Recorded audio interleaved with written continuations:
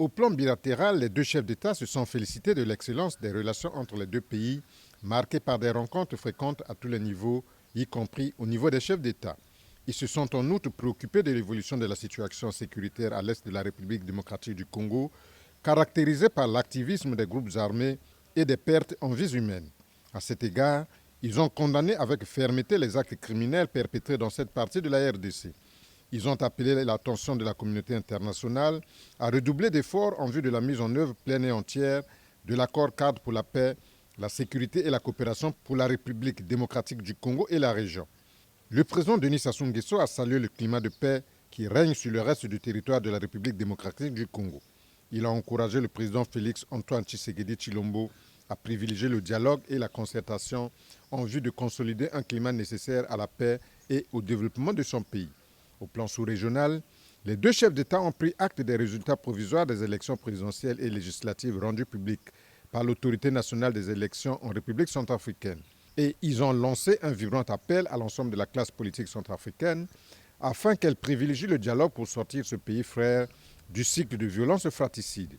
En outre, Denis Sassou Nguesso et Félix Antoine Tshisekedi Tshilombo ont lancé un appel aux signataires de l'accord de Khartoum pour que soit mis pleinement en œuvre cet accord.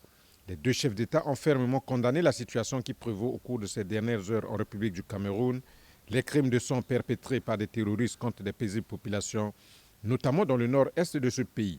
Ils ont adressé leurs sincères condoléances au président Paul Biya. Au plan régional, les deux chefs d'État ont condamné avec énergie les crimes odieux commis contre les civils au Niger, ainsi que l'assassinat de 3 soldats français de l'opération Barkhane au Mali. Ils ont adressé leurs sincères condoléances au président Mahamadou Issoufou et Emmanuel Macron.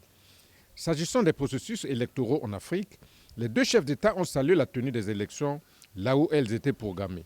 Ils se sont félicités de l'aboutissement heureux de ces élections, notamment en Côte d'Ivoire, en République de Guinée, au Burkina Faso et au Ghana. Au plan international, les deux chefs d'État ont salué le lancement des campagnes de vaccination contre le Covid-19 à travers le monde et ont appelé à plus de solidarité envers les pays en développement afin que l'ensemble de la population mondiale ait accès aux vaccins anti-Covid.